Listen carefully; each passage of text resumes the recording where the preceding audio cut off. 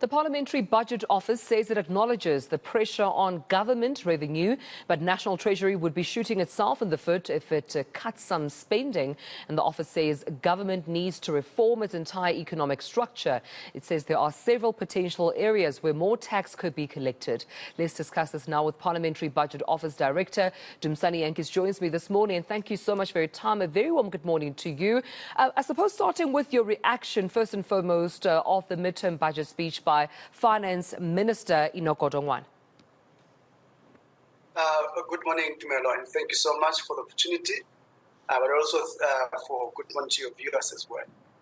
Look, I think we, in our briefing to Parliament Houses on Tuesday, we did start by really recognizing the difficulties that the public finances are facing, and putting pressure on the minister as well in terms of strategies that they need to adopt.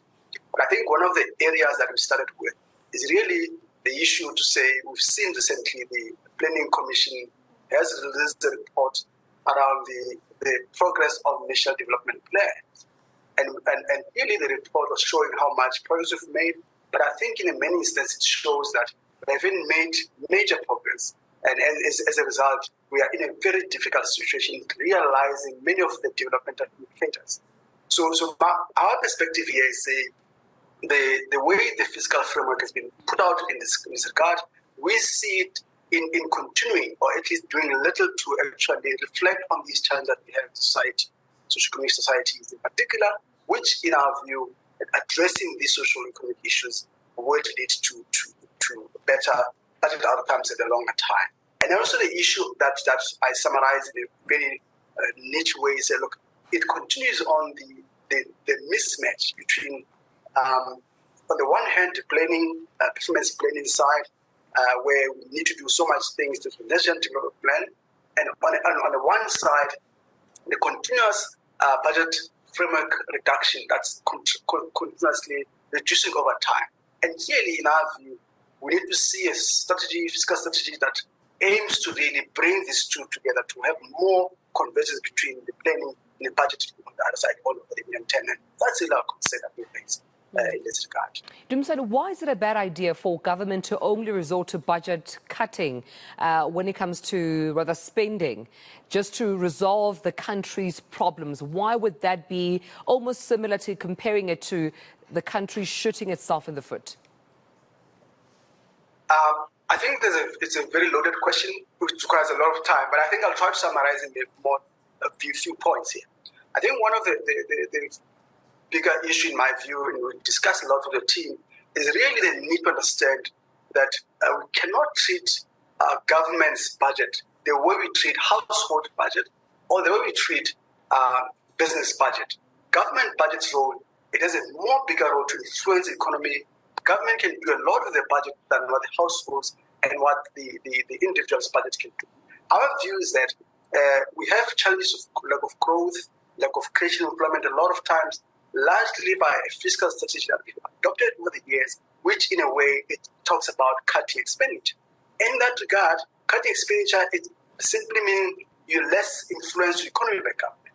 And we know that consumption by government, investment by government, it has shown over the years that it actually improves economic growth and also improves opportunity to create jobs. But also not only that, you're right, it's not only the expenditure side of it. Budget has other levers.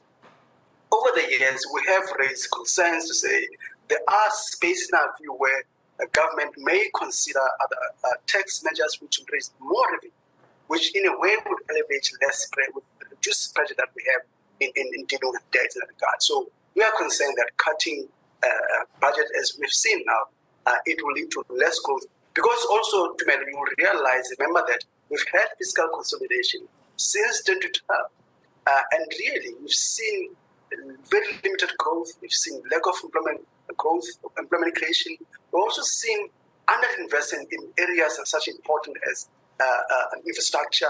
And that, in our view, would lead to more continued pattern of undergrowth and lack of development in the economy. Really, in a very nutshell, that's how we look at it. There are other areas that could help ensure actual growth and employment as opposed to just cutting the expenditure. Dumisani, when you further recommend that there needs to be reform in the entire economic structure, what does that reform ideally look like? I think what we've been calling upon, when we look at our analysis over the year, is really we're saying our macroeconomic framework needs to really move away from more contractionary approach, but to be more expansionary. We need more spending in areas that need more growth. We need to, particularly the structure of economy, we need to use budget fiscal policy really to push to change the structure of economy, whereby we focus a lot on productive sectors. We support productive sectors, secondary sector economy, where we create jobs can be created. And budget, in our view, can be used a lot in that regard. More spending in the government consumption, but also in service delivery, but also support for households. Because we've seen so much poverty increasing over time. And we've seen one of the very good examples, it's the SRD card. In our analysis, and we also look at literature, it's one of the important tools that was introduced by government. And we've seen the evidence that such support household does reduce poverty. And it's one of the mechanisms we say, support households, more investment, but also ensuring that state-owned entities are able to deliver on the development mandate that are set out for, in a way, ensuring that we have more investment in these state-owned entities. Because some of the challenges that we have around lack of growth is the fact of we're not seeing a growth in investment as it was set out in the National Development Plan. Our investment level as a percentage of GDP is far below what we've set ourselves in the NDP. And our view is that we have to move away from contractionary fiscal macroeconomic framework. We have to be more expansionary. And that is a lot of evidence that shows that when we're more expansionary, we'll be able to create jobs. But also the issue of credit extension. It's very important to also deal with the issue of credit extension, particularly ensuring that the credit extension is not firstly expensive, as we've seen how much interest rates go, but secondly, we ensure that there's a concerted effort to ensure that credit goes to productive sectors of the economy, which are able to invest in their economy and create more jobs. So that's in a nutshell some of the areas, but of course, we've written a lot of papers around this, which you can share with you.